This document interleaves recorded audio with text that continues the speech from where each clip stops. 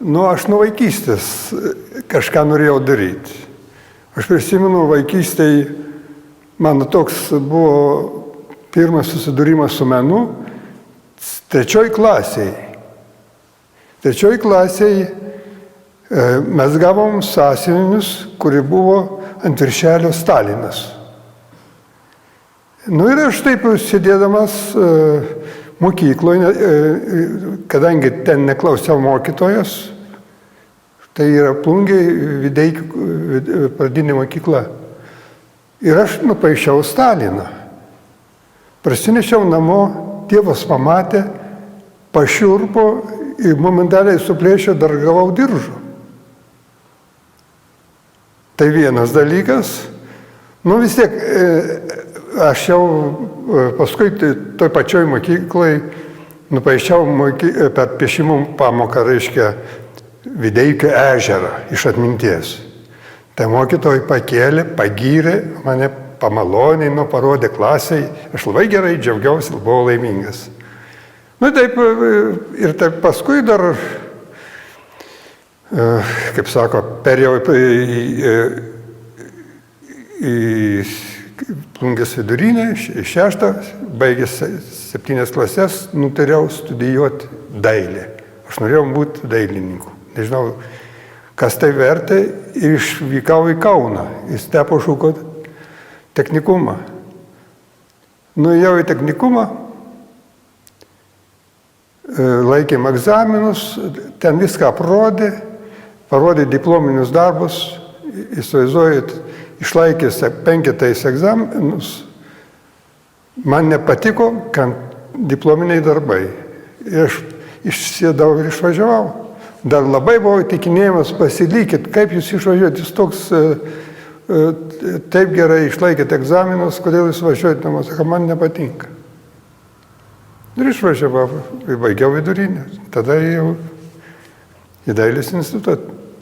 Tai su menu taip yra, kaip čia pasakyti, daug kas nepatinka, kaip aš aiškinau, man nepatiko diplominiai darbai, nes aš ne to norėjau, aš norėjau kažko kitko. Ir taip ir dailės institutė, kai studijavau, aš papuoliau į grafiką, kadangi aš buvau, kaip sako, neturėjau pasiruošimo tokio, bet pavyko įstoti. Ir baigiau aš tą grafiką, neperbėgau niekur, nors grafika man visiškai nepatiko. Kažkaip tas jodas, tas krapštimasis toks,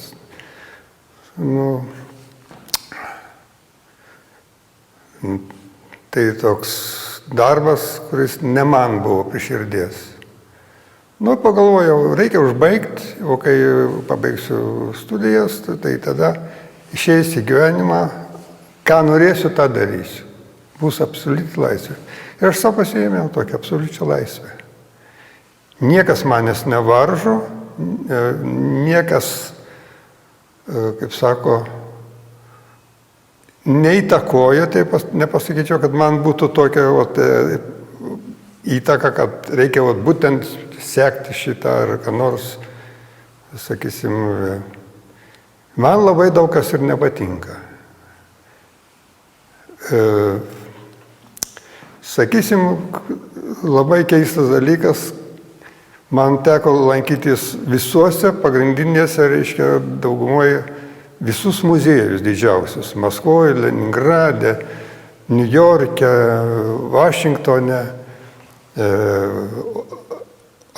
Amsterdame. Ir aš labai prabėgdavau, taip per sales eini ir man kažkas keistai yra. Tie darbai, aš pripažįstu, gražus rėmai, gražiai padaryti, gražiai nutapyti, bet aš to nenorėjau daryti kažkaip. Bent artėti prie to, galbūt, kaip sako, tai aš bandžiau surasti kažkaip save kitaip.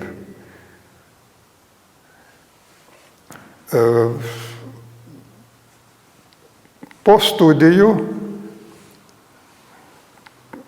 kai aš neturėjau nei kur gyventi, nei kur dirbti, išvykęs į Didžioko koplyčią, kurią aš restauravau, ir ten praleidau 30 metų. Ir ten buvo mano tokia, kaip sako, buveinė.